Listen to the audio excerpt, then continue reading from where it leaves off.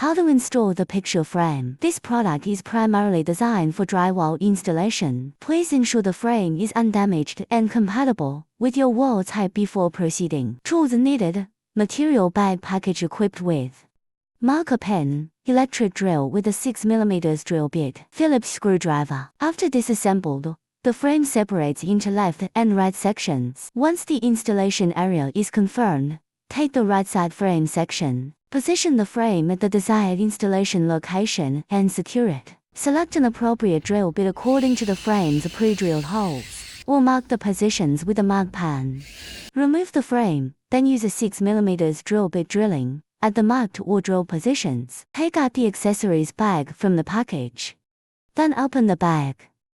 Take out the accessories needed for installation.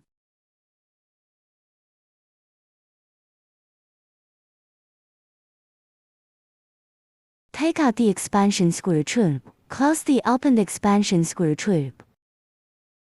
Put the screw tube into the drilled hole. Put the frame back where you want it to be installed. Attention! Make sure the holes match. Screw in the long screws step by step according to the position of the holes. The picture frame is installed, and then put the picture back.